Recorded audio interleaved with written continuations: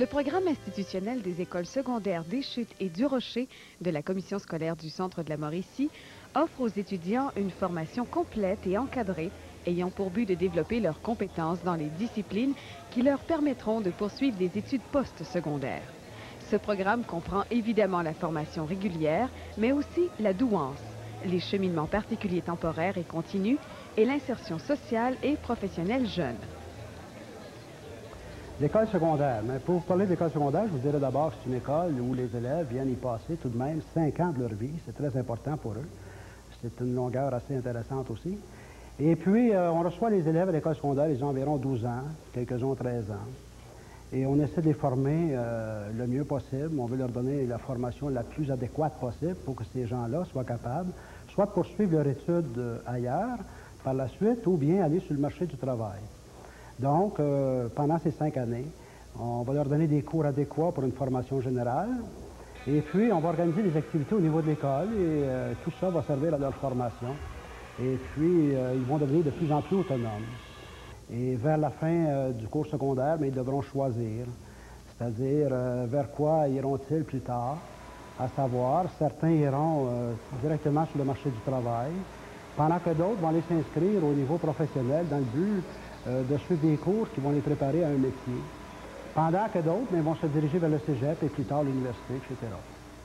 Alors, c'est en gros là, le cours secondaire. Puis n'oubliez pas aussi qu'à la fin du cours secondaire, c'est très important, il y a un bal pour les élèves qui sont finissants. Et ils y rêvent à ce bal-là depuis la première secondaire. Alors, on ne pourrait pas enlever ça, ce bal-là, là, ils y tiennent. D'ailleurs, ça fait 5 ans qu'ils vivent ensemble. Et c'est peut-être la dernière école où ils vont être 5 ans à vivre ensemble, parce que rendu au cégep ou à l'université, ça va être un petit peu éparpillé un peu partout, puis ils ne pourront plus se retrouver ensemble aussi longtemps. L'étudiant reçoit dans nos écoles une excellente formation dans le cadre des programmes d'enseignement réguliers. Cela comprend notamment les matières de base telles que le français, les mathématiques et l'anglais. Il est aussi initié très tôt à l'informatique, incluant l'apprentissage de plusieurs logiciels couramment utilisés sur le marché du travail.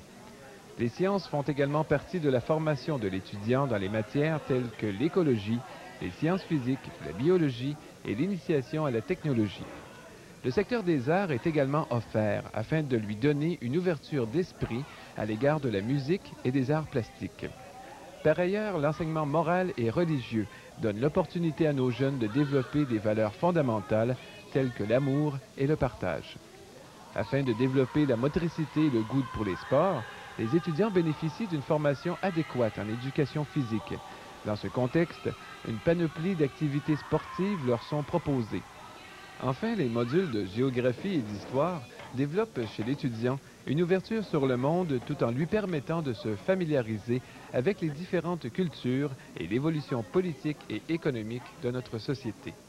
En cours de route, d'autres secteurs de formation s'ajoutent au programme d'études, permettant ainsi de développer la personnalité et l'autonomie de l'étudiant. Déjà au 2e secondaire, il acquiert des connaissances et des habiletés utiles à sa vie quotidienne par l'entremise du programme en économie familiale. Il est notamment initié à différentes notions comme le budget personnel, la cuisine, le logement, etc. Il est également guidé et conseillé sur son avenir personnel et professionnel avec les programmes éducation au choix de carrière et formation personnelle et sociale. Plusieurs autres cours optionnels s'ajoutent au 4e et au 5e secondaire. Différentes options lui sont offertes dans le domaine de l'informatique, le théâtre et le leadership. Le programme institutionnel offre également le cheminement douance de formation. Ce programme est offert aux candidats ayant des résultats scolaires supérieurs et il prévoit une formation plus poussée et quelque peu plus diversifiée, leur permettant d'optimiser leur développement intellectuel. La douance est offerte aux étudiants du 1er au 3e secondaire. Les cheminements particuliers temporaires et continus permettent de redonner aux étudiants en difficulté scolaire les aptitudes requises à la poursuite normale de leurs études et à l'obtention de leur diplôme en formation générale. Des cours spécifiques pour le rattrapage scolaire sont également au programme et ils sont offerts durant l'année scolaire et pendant la période estivale. C'est bien sûr qu'à la Commission, on a essayé d'établir une stratégie qui fasse que nos élèves réussissent en plus grand nombre possible. La stratégie, C'est le rattrapage scolaire qu'on appelle souvent aussi la rémédiation ou les cours d'appoint. Ici, à la commission, ça se déroule en 3 phases. Après la première étape, habituellement, déjà les élèves qui décèlent, qui ont des difficultés dans certaines matières ou qui sont en situation d'échec, les écoles leur offrent des cours de rattrapage ou des sessions de rémédiation qui sont ou sur l'heure du midi ou souvent aussi après 3 heures. Ça, c'est la première phase. Après la deuxième étape, ce qui est quand même la moitié de l'année, là, ceux qui sont véritablement en situation d'échec, on organise des cours d'appoint du samedi qui s'échelonnent du mois de mars au mois de mai, à peu près sur 9 semaines. Et là, on tente de récupérer, ou les élèves tentent de récupérer le retard qu'ils ont là, par rapport à certaines matières où ils peuvent bien sûr s'inscrire juste à un cours à la fois. Là. Et finalement, en dernier recours, il y a des cours d'appoint d'été qui sont donnés habituellement au mois de juillet, et cette année, il va y avoir au mois de juillet et au mois d'août 2 blocs pour les matières qui sont essentielles ou pour la promotion, c'est-à-dire anglais, français, mathématiques, ou qui sont essentielles aussi pour l'obtention d'un DES, là, c'est-à-dire les examens qui touchent les épreuves uniques du MEC. C'est ce qui résume en fait la stratégie que la Commission a adoptée pour essayer de faire réussir le plus grand nombre d'élèves possible.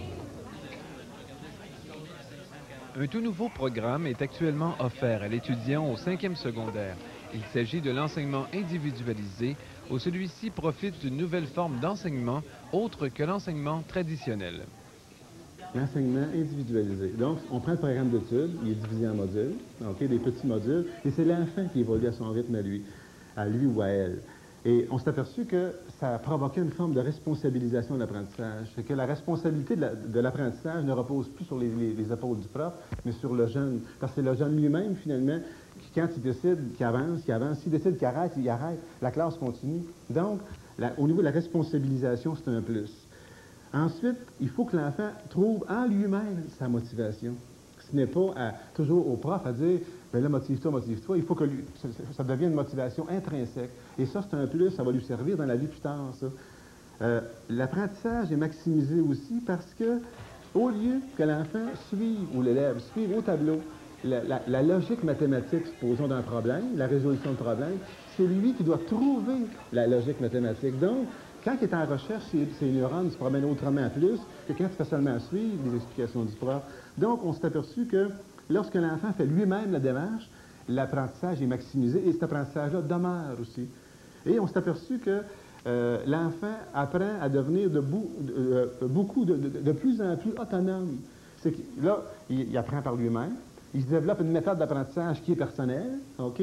Et on s'aperçoit que de moins en moins, il va voir le prof en avant qui est personne de ressources. Il devient autonome. Fait que quand il quitte, après X années au secondaire, l'enfant, il est autonome. Donc, ça veut dire que quand il rentre au cégep, bien, cette autonomie-là, il l'a en lui. Ça lui sert toute sa vie par la suite. L'excellente formation aux écoles secondaires est complétée par un encadrement indispensable au développement de l'étudiant. À titre d'exemple, les nouveaux adolescents débutant leurs études secondaires sont préalablement contactés avant la rentrée par des étudiants de 5e secondaire afin de les sensibiliser à ce qu'est une grande école, mais surtout afin de les mettre à l'aise et leur faciliter la rentrée scolaire dans un nouvel environnement. Ainsi, plusieurs activités sont prévues spécialement pour les jeunes de première année du secondaire en collaboration avec les étudiants de 5e secondaire. L'accueil des nouveaux élèves à l'école secondaire se fait par des élèves de secondaire 5. Ce sont des élèves sélectionnés, présélectionnés l'année d'avant, des élèves qui ont des qualités comme le dynamisme, l'attention aux autres, la disponibilité, et ils ont pour objectif d'accueillir tous les nouveaux élèves de secondaire 1 qui arrivent à l'école secondaire. L'accueil se fait surtout au début de l'année. Il y a 2 semaines vraiment intensives où il y a des activités sur l'heure du dîner, il y a ligue d'impro, il y a des activités sportives, dîner ensemble avec les élèves de secondaire 5 et secondaire 1. Et avant que les élèves arrivent à l'école secondaire, il y a un appel téléphonique qui se fait par les élèves du comité d'accueil. Chaque élève du comité d'accueil, ils sont 18 en passant, le nombre total, 2 élèves qui sont parrains et marraines, 2 élèves de secondaire 5, un garçon et une fille pour chacun des groupes. Et ces élèves-là, dès le mois d'août, téléphonent à chacun des élèves de secondaire 1 pour lui souhaiter la bienvenue, lui parler un petit peu, c'est quoi, comment tu trouves ça, l'école secondaire, as-tu peur de venir, il n'y a pas d'inquiétude, on va être là, on va t'accueillir, on va être là dès la première journée. Je trouve que c'est important d'avoir un soutien quand on arrive au secondaire. On a parti du primaire, on est les plus vieux, alors on pense qu'on va être traité en minus en arrivant au secondaire, mais dans mon cas, ça n'a pas été le cas et je pense que tous les jeunes secondaires 1 ont beaucoup apprécié ça. Je veux dire que par les activités qui ont été émises, l'improvisation, le soccer, les dîners dans la cour, toutes les activités ont été intéressantes et enrichissantes pour que ça fasse comme 2 semaines qui sont toujours continues en activité pour qu'on se sente quasiment en fête pour le début de l'année scolaire.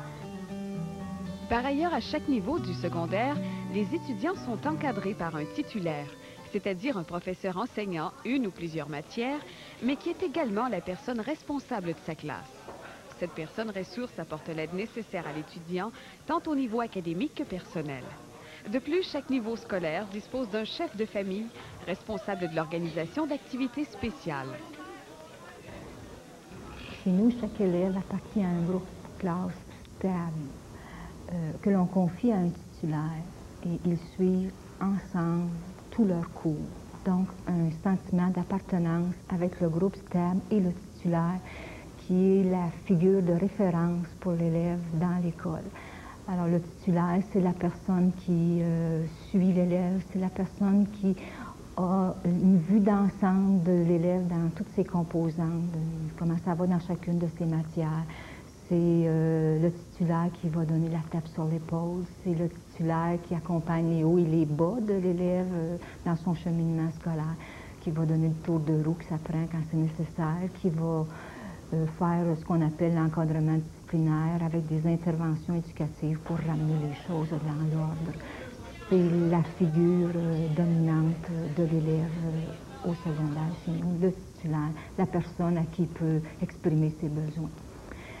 Au-delà de cette structure du groupe classe, nous avons l'ensemble des classes d'un degré, ça forme ce qu'on appelle chez nous une famille. Et comme toute bonne famille, on a le chef de famille. Et le chef de famille, c'est la personne qui va assurer le leadership au niveau des activités, qui va voir à ce que le climat au niveau de la famille soit positif, que les élèves ont des activités pour faire diversion à certains moments de l'année. Nos jeunes bénéficient également d'une grande disponibilité du personnel enseignant en dehors des heures de cours. Le cœur d'une école, c'est toujours l'acte pédagogique. L'acte pédagogique, c'est la relation entre l'enfant et le prof. Je dis toujours enfant, moi, mais c'est parce que je suis père de famille, mais entre l'étudiant, l'élève et le prof. Et ça, des chutes à l'école secondaire, on veut maximiser justement cette relation dite professionnelle-là, parce que le prof ne travaille pas sur du métal, sur du bois, il travaille sur un humain. Okay? Donc, le prof, c'est la personne qui est la plus près de l'enfant, c'est la personne qui se doit et qui est la plus disponible auprès du jeune. Donc, l'étudiant, quand il y a un problème ou quand il y a une interrogation pédagogique, la première personne qu'il va voir, c'est son prof de mathématiques ou son prof de français, dépendamment de la matière où il y a un besoin. Okay? Si l'enseignant décèle que le problème, il est d'ordre purement pédagogique, où l'étudiant a un petit problème, supposons, au niveau des multiplications, au niveau des exponentielles, peu importe, souvent, l'enseignant va dire à l'étudiant, viens me voir durant la récupération. Je donne la récupération sur l'heure du midi ou à 3 heures et je suis entièrement disponible parce que durant la journée, j'ai des cours à donner. Tu as des cours à suivre toi aussi. Mais sur l'heure du midi, j'ai 1 heure, soit tous les jeudis ou tous les jours 4 ou jours 5, et je peux donner la récupération okay, dans la matière où tu as de la difficulté. Si l'enseignant voit que le problème est du côté humain, l'enfant a des problèmes personnels au niveau du comportement d'adaptation ou des choses semblables, il va dire à l'enfant, à l'étudiant, va voir ton titulaire. Le titulaire, c'est la personne qui accorde un grand suivi aux jeunes et qui ce suivi-là est du côté pédagogique, mais aussi axé sur le côté humain. L'encadrement de l'étudiant au chapitre des devoirs à la maison est très important, puisqu'il complète ainsi le travail des enseignants. Le rôle du parent est donc primordial dans le processus d'apprentissage. C'est découvrir comment ils vont vivre leurs apprentissages face aux matières, face aux professeurs, avec leur personnalité, puis au jour le jour. Ils ont toute une journée. C'est un temps qui me permet aussi de jouer peut-être le jeu avec eux autres, de devenir complice ou partenaire avec eux autres, ou qu'il y a de la difficulté. Ce qui concerne la visite des parents, c'est ce qui me permet peut-être d'aller chercher le pouls de ce que mes jeunes me véhiculent à la maison. Ça me permet, moi, d'évaluer aussi les contacts. C'est ça. Ce sont qui les personnes avec qui ils passent leur journée? Ça me permet, après ça, en bout de route, de pouvoir m'ajuster, moi, face aux valeurs, non seulement aux valeurs scolaires, mais aux valeurs aussi sociales. Les étudiants bénéficient d'une surveillance adéquate en période de récréation et sur l'heure du midi. Des surveillants sont ainsi présents un peu partout dans l'école durant les périodes d'achalandage, comme à la cafétéria, les salles d'études ou dans les salles de récréation. En marge des programmes académiques, l'étudiant est encadré dans son développement scolaire. Les services complémentaires aux écoles secondaires lui offrent la possibilité de développer son autonomie, son sens des responsabilités, son sentiment d'appartenance au groupe et à l'école, son initiative et sa créativité. Ainsi, l'étudiant est invité à participer aux activités sportives, culturelles et sociales de son école sur l'heure du midi et après les classes. Il bénéficie également de services en orientation scolaire visant à mieux le préparer lors des choix d'orientation de carrière. Alors, le rôle du conseiller d'orientation dans une école secondaire, en gros, on pourrait dire, c'est d'aider les jeunes à se fixer un but, puis ensuite de ça, de les aider à prendre les moyens pour atteindre ce but-là. Alors, les jeunes, ils ont d'amener les jeunes à définir leurs intérêts, leur personnalité, leurs aptitudes. Alors, ça peut être par des activités de groupe. En classe, on va donner une certaine base d'information. On va organiser des stages. Les jeunes vont aller passer un après-midi, par exemple, avec des gens qui exercent un métier semblable à ce qu'ils veulent faire. On va leur fournir des vidéos qu'ils peuvent amener à la maison, regarder avec leurs parents. On va faire passer des tests d'aptitude, d'intérêt, de personnalité en groupe pour leur bâtir une espèce de dossier d'orientation. Et quand viendra le temps de choisir, la plupart du temps en secondaire 5, les jeunes vont avoir à faire leur choix, soit pour s'en aller à l'université, soit pour prendre une technique au cégep, ou d'autres vont préférer choisir un métier spécialisé. Et c'est notre rôle, non pas d'amener tout le monde à l'université, mais de les amener à faire un choix qui correspond à leurs aptitudes, à leurs intérêts. On lui propose de plus des services de psychologie, lui permettant de mieux se prendre en charge dans les conditions les plus favorables à une croissance intellectuelle équilibrée.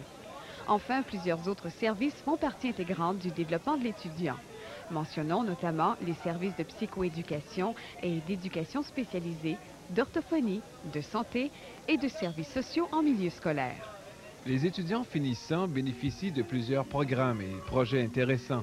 Par exemple, ils peuvent participer à des échanges étudiants avec des pays étrangers afin de connaître une autre culture et de poursuivre leur dernière année d'études secondaires. Bonjour Piachan.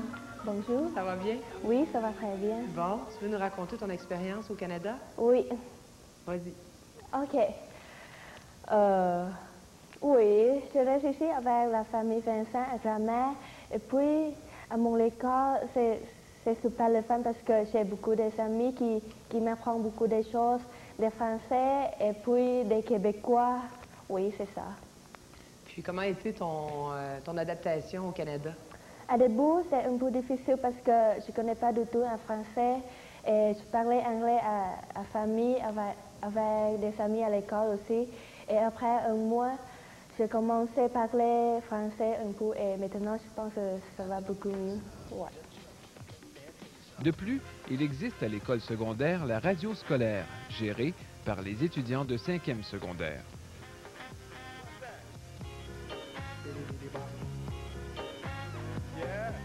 Comme les études secondaires doivent se terminer de façon grandiose, le bal des finissants est une activité très attendue.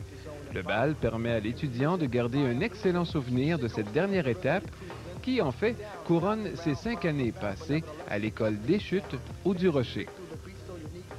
Fin prêts pour leur choix de carrière et la poursuite de leurs études, nos finissants sont invités à rencontrer différents dirigeants d'entreprises et des professionnels afin d'obtenir plus d'informations sur le genre de métier ou de profession qu'ils convoitent. Ils choisiront plus facilement de se diriger vers des études professionnelles, collégiales et ou universitaires.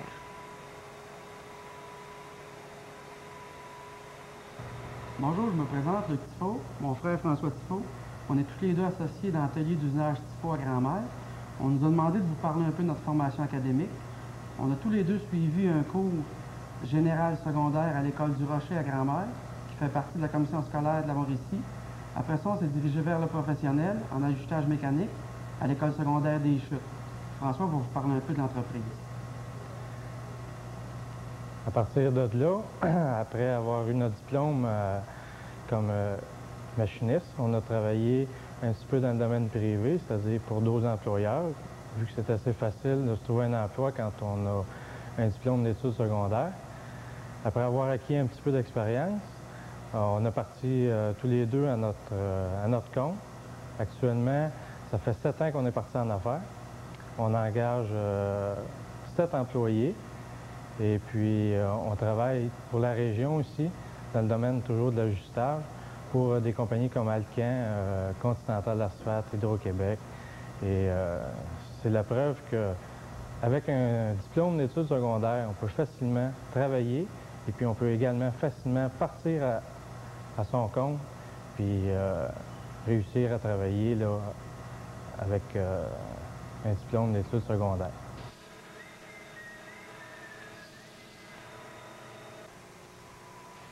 Je suis diplômé de l'Université du Québec à Trois-Rivières en sciences comptables. Je travaille actuellement pour la firme Consultant Messard, une firme d'ingénieurs conseil ici à Shawinigan depuis déjà quelques années à titre de contrôleur financier. J'ai fait mon secondaire à l'école du Rocher de Grand-Mère. Ce que je retiens plus particulièrement de mon passage à cette institution, c'est la qualité d'enseignement que j'y ai reçue, qui m'a servi de bonne base justement pour mes études subséquentes, autant collégiales qu'universitaires. Avec leur passage dans l'une ou l'autre des écoles secondaires de la commission scolaire du centre de la Mauricie, ils auront acquis suffisamment d'autonomie et de maturité pour faire le meilleur choix possible et enfin espérer être heureux dans un emploi rémunérateur et surtout valorisant, répondant ainsi à leurs aspirations.